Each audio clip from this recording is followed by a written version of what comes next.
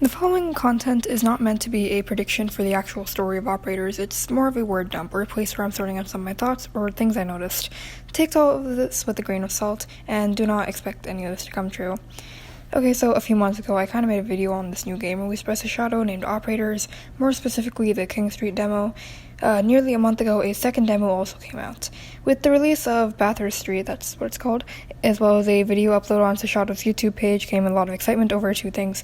The complexity of the hacking mechanics, which, unlike Entry Point, actually requires you to think about what you're doing, and the official code names of the operators, which are all based off the names of actual gems.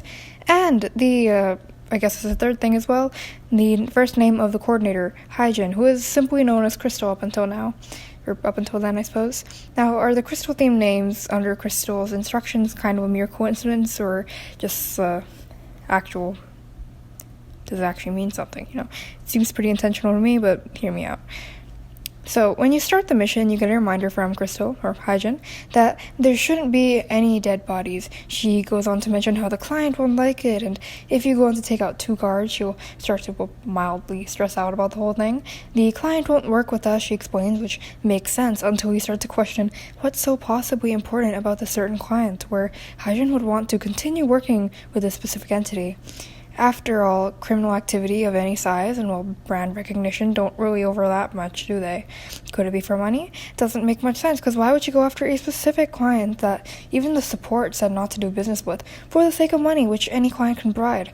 Besides, she does briefly mention how she and the operator are probably cheaper for hire than simply buying the tech from the company being stolen from. There's some other factor here, which might be security, blackmail risk, a threat of some kind, a favor she owes someone, or a lot of other things. Before anyone questions what I just said about the support warning Hyejin against this mission, I'll explain where I got that from. I haven't figured out what exactly triggers this dialogue, but there's an exchange between the operator and Crystal, which some people have started calling the elephant in the room dialogue. The operator will start off with, "Do you feel the elephant in the room?" Hyejin will reply, "Yeah, someone here is missing. He didn't like the job and didn't like the client. He said we shouldn't take this one." The operator has multiple possible lines here, dependent on their personality of the operator you choose to play as. Either they say, "Could really have used the support on this one," or, "As long as we get paid, who cares about the client?" Or, "So, if the angel's gone, guess I'm left with the devil, right?" Or, "I feel unbalanced." Or 5, just silence. And then Hyejin will wrap up the exchange by saying, "Look, I didn't tell him we're here. Keep this one between us." Okay, so we get a look at some past lore, the tension between the support and how Hyejin... the tension between the support and the other characters, and I don't know what else to call him for now, I'm just calling him support, and how Hyejin regards the operator. We can obviously infer that he is support, who was present in the first demo, and absent this time around, because, like she literally says, where he's not supposed to know about this. Someone reached out to Hyejin and the support to steal data from what appears to be some sort of company developing, as far as the dialogue tells us, a facial recognition software for some surveillance camera. We don't know if that's actually important to the plot or just some random thing for the sake of having some sort of premise for the mission. And the support immediately went on alert, warning Hyejin not to accept the deal. The client, unfortunately for him, has something Hyejin really wants. Obtaining this thing is pretty high on her list of priorities, apparently, despite the fact that this client has probably done questionable things before. The way she words it, that support recognize a client, and not that both of them recognize a client, makes me wonder if support is also hiding things from Hyejin the way she's hiding things from support. Now, I couldn't find all the dialogue on my own before the demo closed, so I resorted to checking the wiki for all the dialogue, and it confirms the idea that support is definitely the opposite of Hyejin. Specifically, the "angel's gone, guess I'm stuck with the devil" thing, and the line, "I don't tell you how to do your job, Crystal, let me do this my way," when you kill a guard, shows that the operator isn't fond of Crystal. They seem to favor support a lot more. Crystal's lines, "Keep this between us, okay?" and the casual chatter between her and support in Demo 1 make it seem as though she's trying to keep herself in the group with support and the operator. She knows she can't really afford to snap at anyone, even though when taken into context she seemed pretty close to doing so in the second demo when 2 guards are killed, with her cold yet panicked reactions. She has some ulterior motive for which she needs to slowly set her trap and wait. It's a passive way to gain control, probably. She seems to know full well that the operator will more or less follow what she does. After all, payday's payday, and we don't care how it gets done, right? There is a current power struggle in the making, with her prioritization of whatever the client will provide being more important than the safety of the operator, her, and support. Explaining my previous mention of past lore, we can gather some more basic information. Crystal and the Sport typically act to balance each other out. It seems Crystal keeps an eye on the goals and ambitions, while Support makes sure the two don't get ahead of themselves, like the lift and drag of a plane. They're balancing forces, or something like that. I imagine that these two were originally a perfect duo, maybe even friends. However, as time went on, Crystal started to ignore Sport's warnings, leading to a strained relationship.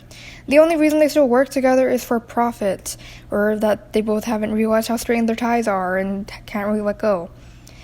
Also, the operator, Crystal, and Sport have been together for a long time. I guess you can merge this onto that first point I just made, but yeah. This further means that whatever negative experience the Support has, Hyejin would have been there to notice, but she doesn't. She mentions how the Support recognized the client, and nothing about her thoughts on the client. Either she doesn't know this client from before, or she's trying to keep something from us, which if it's the latter, kind of a red flag. If it's the first, then again, that kind of supports my idea that she and Sport are not as close together as they might have once been a long time ago. This would kind of drive the rift between these two further apart, and might even be the start of all this tension, although it's not the most likely guess. Maybe that's why Hyejin, bitter about the Sport hiding things from her, has started hiding things from him too. Or maybe they're only together not for the sake of old times, just for money. It's just a part of the job description for both of them. They might have mutually agreed not to really care about each other like that and get tangled up in each other's lives anymore. But Support can't keep himself from worrying and giving warnings. That's kind of why he keeps saying, hey, we shouldn't be doing this. And obviously, she's not really going to listen because, well, something's at stake here, and she kind of needs it. He's never really let go of whatever past friendship there is that might have existed. So far, in case I lost your attention with my incoherent rambling, my perception of Hyejin is essentially that she is a somewhat two-faced individual who is tempted to put her own desires and ambitions first above the safety of others. She's trying to gain control of the operator, and she knows the Support won't bend her ways. If anything, he'll try and interfere for the sake of safety, and the team mustn't know of her plans. The operator, to her, is a trustworthy little assistant who, at the end of the day, listens to whatever she directs him to do, although sometimes with some objections. I could even go far enough to say that to her, the operator is merely a tool for her to get what she wants.